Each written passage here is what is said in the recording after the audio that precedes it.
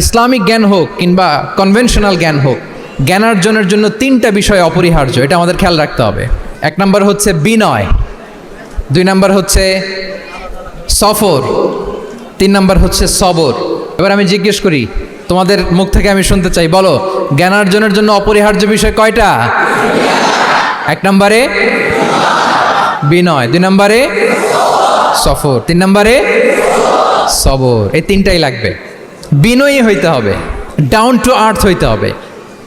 বিনয়ী না হলে, মুতাওয়াদে না হলে আল্লাহ তাআলা এলেমের নূর দিয়ে ওই ব্যক্তিকে ধন্য করেন না। বিনয়ী হইতে হবে। বলা যাবে না যে আমি সব শিখে ফেলছি, আমি সব জানি, আসলে কিছুই জানি না, আসলে কিছুই জানি না। অনেক পড়াশোনা করার একটা বড় সুবিধা হচ্ছে আমি যে কিছুই জানি না এটা জানা যায়।